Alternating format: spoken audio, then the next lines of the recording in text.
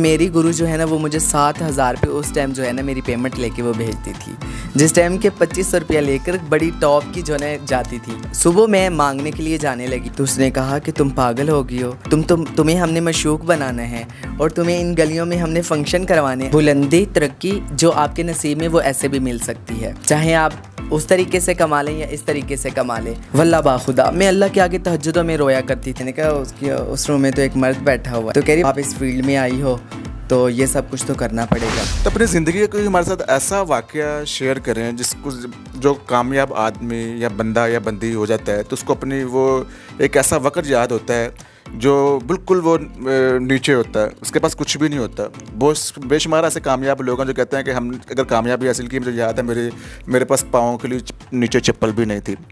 कोई कहता है कि हमारे पास किराया भी नहीं था रेलगाड़ी का, गाड़ी का। तो आपकी ज़िंदगी में भी अब तो माशाल्लाह सब कुछ है, गाड़ी घर बार सब कुछ आपको मिल गया। कोई ज़िंदगी का ऐसा वाक़या हमारे साथ शेयर करें जिसको याद आता हो और फ़ख्र भी महसूस होता हो। फ़र्स्ट ऑफ ऑल तो मैंने अहद किया था कि मैंने किसी के आगे हाथ नहीं फैलाना। और जब मैं नई नई इस फील्ड में आई तो मैं पिंडी गई अपनी दोस्त के पास, तो 2 दिन उसने मेरी मेहमान नवाजी की। तो तीसरे दिन उसने मुझे कहा कि आप दूसरे रूम में जाओ। अभी मुझे थोड़ा गिल्टी भी लग रहा है, तो वैसे मैं बताना चाह रही हूँ। मैं दूसरे रूम में गई तो वहाँ पे एक शख्स बैठा हुआ था, तो मैं वापस आई। मैंने कहा उस रूम में तो एक मर्द बैठा हुआ है, तो कह रही बस 2 दिन मेहमान नवाजी होती है, तो आप इस फील्ड में आई हो तो ये सब कुछ तो करना पड़ेगा, तो या तो मांगना पड़ेगा या फिर ये काम करना पड़ेगा। तो मैंने कहा नहीं, मैं मांग लूँगी, वो बेहतर है। आप मुझे रास्ते दिखा दें, गलियाँ दिखा दें, मुझे शहर का पता नहीं है, तो मैं मांग लूँगी, लेकिन मैं ये काम नहीं करूँगी। तो उसने कहा चले ठीक है। उसी शाम को जो है ना पार्टी थी, मैं पार्टी में गई, हमारी ट्रांसजेंडर कम्युनिटी की पार्टी थी। तो पार्टी पे जब मैं गई वहाँ पर मैंने सॉन्ग किए और डांस में शुरू से रग रग में जो है ना वो था, तो मैंने डांस किया वहाँ पे। बड़ा अच्छा मेरा सॉन्ग हुआ और 10 से 12 हज़ार मुझे किसी लोगों ने उठ के इनाम दे दिए। तो फिर वो लोगों ने मुझे बुलाया, करे आप एक और गाना करें। तो मैं तो न्यू बिल्कुल, मुझे तो पता ही नहीं था। और वहाँ पे माशाल्लाह इतने बड़ी बड़ी शख्सियत आई हुई थी हमारी फील्ड के हवाले से। तो मैंने कहा मेरी इधर कौन सुनेगा, मैं तो नहीं आई हूँ, मेरी तो वो मानेंगे भी नहीं। वो कह रहे जी हम लगवाते हैं गाना। मैंने कहा आप कह दें, आप लगवा लें। उन्होंने गाना लगवाया फिर एक, और वो गाना बहुत अच्छा गया। और वहाँ पे जो ना सबको जो है ना वो माहौल को सेटअप बना रही थी, सबको बिठा रही थी, गाने लगवा रही थी। तो वो मुझे एक ट्रांसजेंडर बहुत अच्छी लगी। तो मैंने ना वापसी आई, मैंने ना दिल में सोचा, मैंने कहा मैं इनकी जाके ना स्टूडेंट पढ़ती हूँ।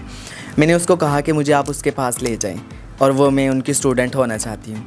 तो उसने कहा चले ठीक है चले। हम गए, वहाँ से मिठाई का डिब्बा लिया, चले गए। रस्म रिवाज जो वहाँ पे थे स्टूडेंट होने के, मैंने वो किए। तो उसने ऐसी बातों में क्या कहा कि बेटा जब भी आप आना तो अकेली आना, मेरे घर में मर्द नहीं आते। तो मेरे दिल को बात बड़ी अच्छी लगी। तो मैंने कहा मैं तो इधर ही रह जाती हूँ। मैंने ऐसे डरते डरते ना, कि जान पहचान नहीं, मेरे शहर का पीछे का पता ही नहीं। मैंने उनको कहा कि मैं आपके पास रहना चाहती हूँ पक्की। तो कह रही बिस्मिल्लाह रह जाओ। अब वो मैं साथ वाली मुझे कौनियाँ मार रही है ना ऐसे, ए नहीं चल तू उधर जाना है। मैंने कहा नहीं, मैंने दिल में सोचा मांगने ही जाना है ना, यहाँ से भी जाना है वहाँ से भी जाना है। जब मांगना ही है तो मैं यहाँ से चली जाया करूँगी। मैंने कहा नहीं जी आप जाओ, मैंने इधर ही रहना है। तो मैं वहाँ रह गई। अल्हम्दुलिल्लाह उन्होंने मेरी बड़ी सपोर्ट की। सुबह मैं मांगने के लिए जाने लगी तो मेरी फैसलाबाद की एक और ट्रांसजेंडर थी, पेजी। तो उन्होंने मुझे कहा कि मैं किधर जा रही हो। मैंने कहा मैं बाहर जा रही हूँ ना मांगने के लिए। तो उसने कहा कि तुम पागल हो गई हो, तुम्हें हमने मशूक बनाना है और तुम्हें इन गलियों में हमने फ़ंक्शन करवाने। अगर इन गलियों में तुम मांगोगी तो फ़ंक्शन कैसे करोगी, तो तुमने नहीं जाना, तुमने इधर ही रहना है। फ़ंक्शन होंगे, मैं तुम्हें फ़ंक्शनों पर लेकर जाऊंगी। क्योंकि मेरे तो जहन में भी नहीं था कि मुझे कोई इस टाइम कोई फ़ंक्शन पर लेकर जाएगा। उसने कहा कि नहीं तुम्हें मैंने फ़ंक्शन करवाने हैं।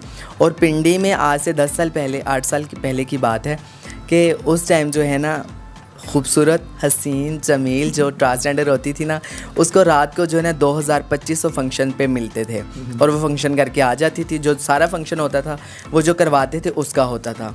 तो मेरी गुरु जो है ना वो मुझे 7,000 रुपये उस टाइम जो है ना मेरी पेमेंट लेके वो भेजती थी, जिस टाइम के 2500 रुपया लेकर बड़ी टॉप की जो है जाती थी हमारी फील्ड की हीरोइन। तो 7,000 मुझे तो शुरू से अल्हम्दुलिल्लाह मेरा लक अच्छा था। फिर दूसरा मैंने जो पहले आपको बात कही कि मैंने दिल में वो जो हदीस मुबारक सुनी थी जिसका मफ़हूम है कि जो अगर किसी के आगे ये हाथ फैलाता है ना तो अल्लाह उस पर मोहताजी के दरवाज़े खोल देता है और वो हमेशा के लिए मोहताज होता है। तो मैंने दिल में सोचा था कि किसी के आगे दिल का सवाल, ज़ुबान का सवाल वो नहीं करना। तो अल्हम्दुलिल्लाह ये मेरे अल्लाह की वही है। फिर हाँ, मैं उसके बाद जब वहाँ से आई तो मैं तहज्जुद पढ़ती थी। ये मैं अपनी फील्ड के लोगों को मैसेज पहुंचाने के लिए पहले भी मैं बता चुकी हूँ, लेकिन इतना डीपली नहीं मैंने बताया। अपनी फील्ड के लोगों को बताने के लिए ये मैं बता रही हूँ कि बुलंदी, तरक्की जो आपके नसीब में वो ऐसे भी मिल सकती है, चाहे आप उस तरीके से कमा लें या इस तरीके से कमा लें। तो मैंने अल्हम्दुलिल्लाह रात को तहज्जुदों में उठ कर रोना अपने अल्लाह के आगे, और मैं छत पे जाती थी। मुझे खौफ भी आता था जब नमाज़ पढ़ रही होती थी कि पीछे मुझे कोई पकड़ रहा है, कोई मारने लगा है ना। मैं अकेली, उससे मेरी एज भी नहीं थी, तो मैं अल्लाह के आगे रोती थी और मैं ये कहती थी कि अल्लाह ये तो मैं इस फील्ड में आ गई हूँ, तो लेकिन मैं ज़िना से मुझे बचाना। वल्लाह बाखुदा मैं अल्लाह के आगे तहज्जुदों में रोया करती थी। फिर अल्लाह ने वो मेरी दुआ कबूल की और मुझे पता चला कि मेरे अल्लाह ने कबूल किया। और वो जो मेरी दोस्त थी उसके बाद मेरी उसके साथ मुलाकात नहीं हुई। अगर वो इंटरव्यू देख रही हैं तो उनके मैं बताना चाहूँगी कि देख लें, अल्लाह ऐसे भी देता है, लाजमी नहीं है कि आप बुराई करें या इस रास्ते पे चलें तो फिर ही आपको मर्तबा मुकाम वो मिलता है। और मैं बड़े बोल नहीं बोलती, हो सकता है हमारी फील्ड में ऐसी शोहरत, ऐसी इज़्ज़त किसी को ना मिली हो जैसी अल्लाह ने मुझे नवाजी है, और अल्लाह ने मुझे बुराइयों से भी बचाया। और ये पत्थर जो मैंने पहना हुआ, ये वहाँ एक पत्थर है, इसमें कुछ नहीं है, कैमरामैन शायद दिखा सके बैक पे कोई तावीज़। अच्छा व्यूअर्स, एक चीज़ मैं बताना जैसे कि ये लोग भी अक्सर सवाल पूछते हैं कि आपकी हर परफॉर्मेंस के ऊपर ये पत्थर जो है ना, ये एक तो खूबसूरती की वजह भी आपको लग रहा होता है, और ये कई लोग समझते हैं कि शायद ये पत्थर भी आपको शोहरत की बुलंदियों पर लेकर जाने के लिए आपने पहना हुआ गिफ्ट है या कोई और लॉजिक है? नहीं, ये गिफ्ट नहीं है, मैंने ख़ुद मुझे चॉइस मैंने किया है। बचपन में आप टीवी आप भी देखते होंगे तो वो नोहे लगते थे ना मुहर्रम में, तो वो लड़कियों ने ना ऐसे हाथ में ये पहना होता था स्टोन, और यहाँ पे भी एक पहना होता, और बड़ा खूबसूरत लगता था, उनके वाइट हैंड थे, तो मुझे अच्छा लगता था। मैं कहती थी कि ये क्या चीज़ है, मैं बड़ी इसमें वो होती थी। फिर जब मैं फील्ड में आई उस टाइम मुझे ये मिले, मैंने ईरान से मंगवाए। हाँ, तो ये सम टाइम गिर भी जाते हैं लूज़ होके ना, तो मैं फिर और मंगवा लेती हूँ, पहन लेती हूँ। पत्थरों ने क्या देना होता है जी, करने धरने वाली सब ज़ात अल्लाह की है। तो ये पत्थर तो जो है ना, इंसान में जान है, पत्थर में तो वो भी नहीं है ना। तो वो कहते हैं ना कि क़यामत के दिन हर इंसान अपने इलाक़ के साथ होगा, तो अगर किसी का पत्थरों पर यकीन है तो वो पत्थर के साथ होगा, तो जिसको अल्लाह पर यकीन है तो फिर वो अल्लाह के साथ होगा। लेकिन इस तरह की बातें तो है ना कि पत्थर इंसान को अपने नेचर के हिसाब के साथ, अपने सितारे के हिसाब के साथ पहनना चाहिए। अगर ऐसा ना हो तो वो भारी पड़ सकता है। आपको कोई ऐसा तो नहीं इसके ऊपर यकीन है? नहीं, मैंने आपको पहले बताया ना, तो अल्लाह ताला जो है ना इंसान के गुमान के मुताबिक चलता है। हदीस पाक है जिसका मफ़हूम है नहीं, तो अल्लाह कहता है कि मैं इंसान के गुमान के मुताबिक जो है ना फ़ैसला करता हूँ। अगर वो मेरी तरफ, अगर वो मुझे दिल में याद करता है तो मैं भी उसको अपने दिल में याद करता हूँ। अल्लाह दिल से पाक है, वैसे अल्लाह ने इंसान को समझाने के लिए बताया है, तो मैं उसको दिल में अपने याद करता हूँ। अगर कोई मुझे महफ़िल में याद करता है तो मैं भी इससे अफसल महफ़िल यानी कि फ़रिश्तों की महफ़िल में याद करता हूँ। अगर कोई मेरी तरफ एक बालिश बढ़ता है तो मैं उसकी तरफ एक हाथ बढ़ता हूँ। अगर मेरी तरफ कोई एक कदम बढ़ाता है तो मैं उसकी तरफ 10 कदम बढ़ाता हूँ। अगर कोई मेरी तरफ चल के आता है तो मैं उसकी तरफ दौड़ कर आता हूँ। तो देखिए ना, ये अल्लाह इंसान के गुमान के मुताबिक जो है ना फ़ैसला करता है। तो जैसा कोई गुमान रखेगा अल्लाह उस पर फ़ैसला कर देगा। तो फिर इंसान सोच कहेगा कि देखा ये ऐसे था, मैंने कहा था ना कि ऐसे है, ये पत्थर नहीं पहनना या ये काम कुछ भी आप लगा लें तो वो हो जाता है। अब एक हमारी फील्ड में है, वो उनके जब फंक्शन होते हैं ना, वो मुझे कहती है कि ब्लू कलर के आपने नीले कलर के कपड़े नहीं पहन के आने। तो मैंने कहा फ़र्स्ट टाइम मैं उसके फंक्शन पे पहन गई, तो वहाँ पे ना भैंसों का कोई वो था कमरा ना, वो आपको पता है भैंसों के लिए उन्होंने कमज़ोर से बांस वगैरह ऐसे डाल के ना कच्चे से बनाए होते हैं, कौन सा ऊपर किसी ने जाना होता है। अब मेरा फंक्शन था, वहाँ सारी आवाम ऊपर चढ़ गई, ओ सारा नीचे आ गई छत। वो कह रही हाय देखा मैंने तुम्हें कहा था ना नीला ना कपड़े पहनो, मेरे वहाँ पे ये हो जाता है, मसले बन जाते हैं। तो नेक्स्ट जब फंक्शन हुआ तो मैं फिर नीला पहन गई। वो कह रही हाय पिछली दफ़ा तो आपको पता नहीं था, इस दफ़ा तो पता था।